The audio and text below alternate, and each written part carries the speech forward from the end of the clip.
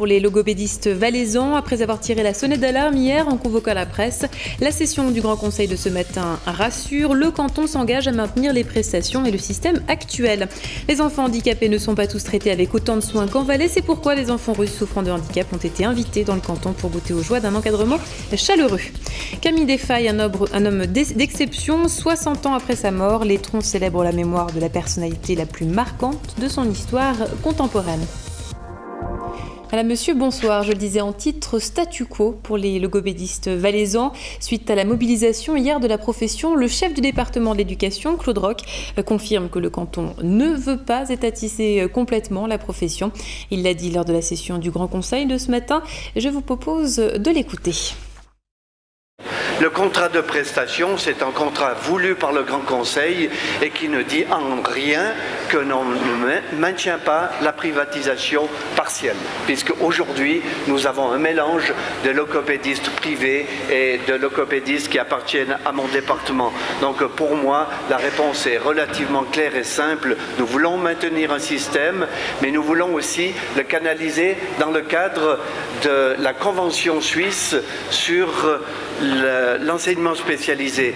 Nous allons analyser et mettre en place un système valaisan cohérent qui tiendra compte des vœux des associations privées et de nos objectifs qui sont à la fois quantitatifs et qualitatifs.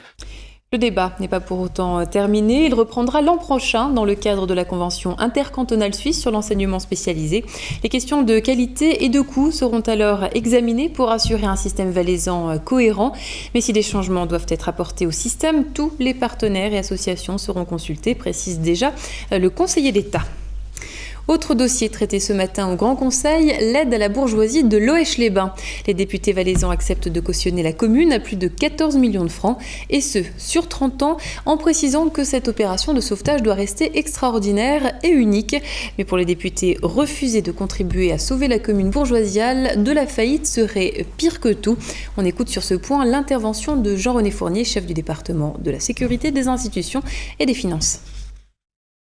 Il n'y a aucune obligation légale pour le canton de venir en aide à cette commune bourgeoisiale, mais tout en sachant aussi que si on ne le fait pas, étant donné qu'il s'agit d'une commune bourgeoisiale valaisanne et en plus qui porte le nom Loèche-les-Bains, forcément la répercussion au niveau national et les effets négatifs, non seulement sur l'image du canton, mais sur la réputation des communes et du canton, seraient tels que finalement c'est bien sûr un moindre mal la proposition qui vous est faite aujourd'hui de ce cautionnement sur 30 ans et que nous espérons bien sûr ne pas avoir exercé.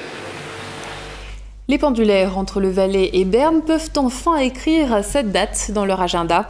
Le tunnel du Deutschberg leur sera ouvert dès le 15 septembre et en première classe uniquement, s'il vous plaît. Pour ce qui est du prix du billet, il est majoré de 10 francs par rapport au prix actuel de seconde classe. Côté fréquence, 4 formations quotidiennes sont prévues. Je rappelle que l'ouverture est avancée de 3 mois sur le calendrier. Les pendulaires gagneront jusqu'à 1 heure de trajet. Et comme nous vous l'annoncions il y a 3 semaines, les vendanges 2007 débutent bel et bien officiellement lundi prochain en Valais. Vaud et Genève choisissent également cette date. La récolte plutôt précoce se présente bien selon les spécialistes. La société Biwi Bayard Wartmann entre en seule possession de Freddy et Sylvia Bayard fin janvier 2008.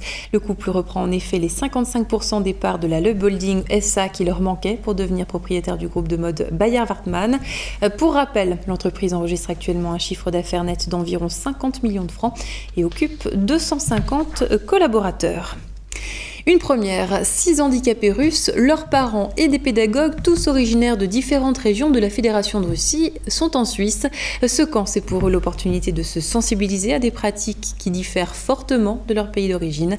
Un reportage de Yannick Bacher. Pour Ania, c'est un grand jour. Elle monte à cheval. Une activité qui n'est pas courante pour elle en Russie.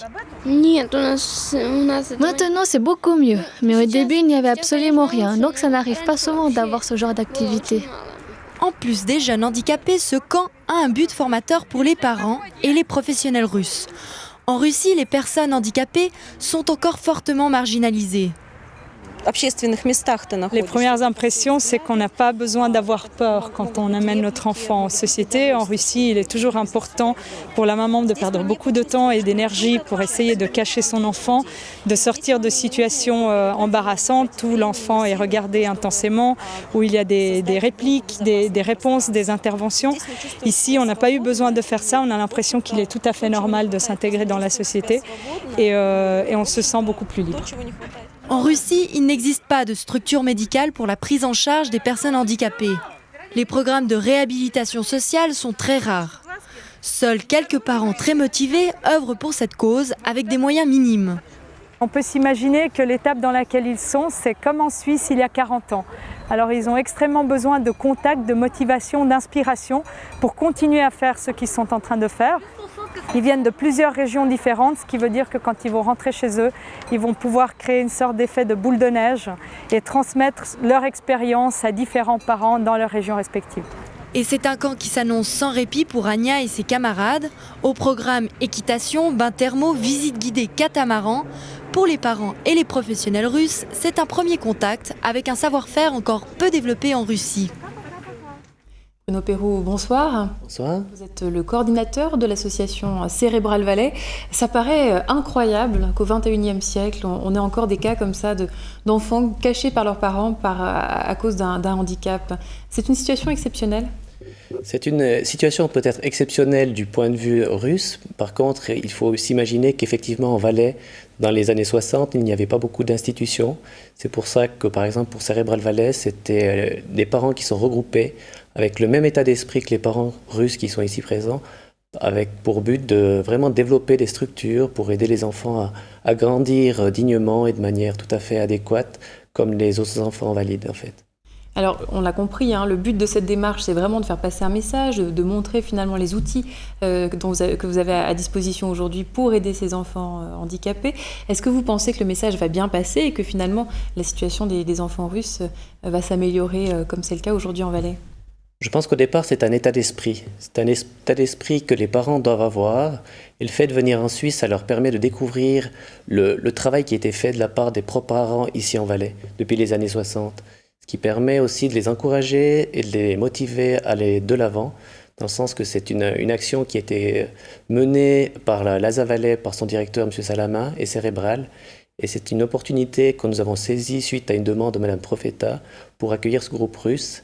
Et j'ai trouvé beaucoup de similitudes entre les parents valaisans ici dans les années 60, dont je salue Mme Dayer, une des fondatrices de Cérébral Valais, pour le travail qui a été effectué.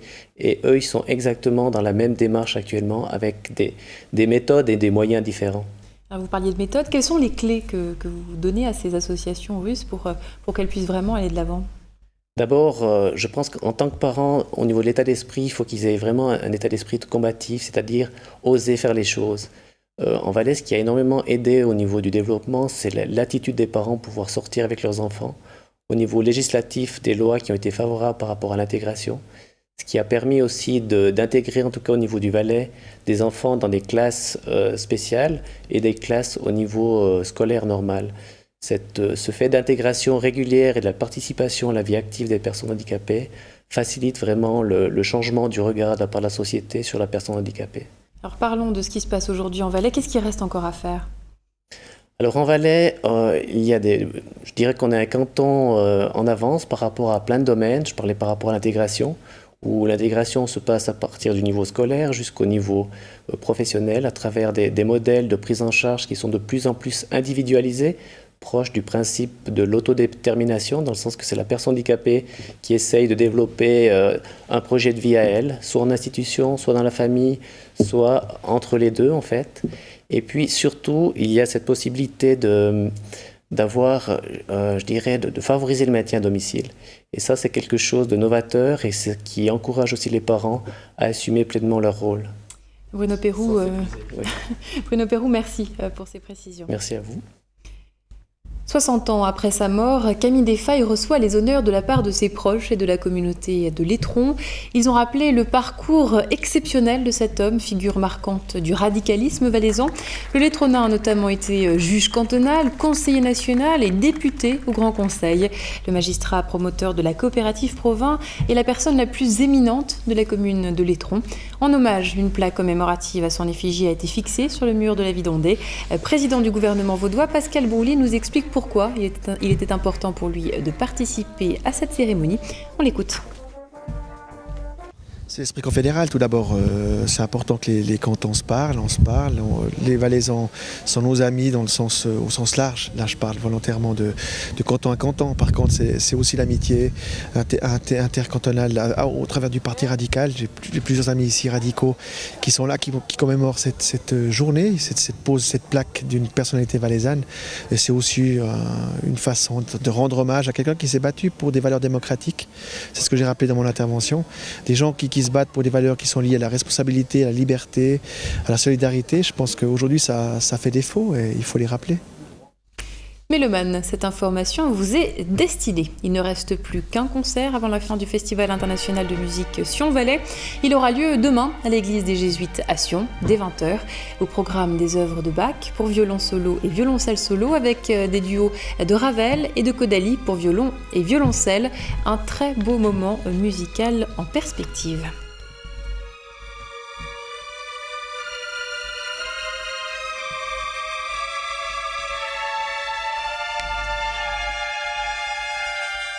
Et c'est la fin de ce journal. Dans un instant, la météo, suivie de l'agenda. À 21h, vivez la séance du Grand Conseil d'aujourd'hui. Excellente fin de soirée sur Canal 9. À demain.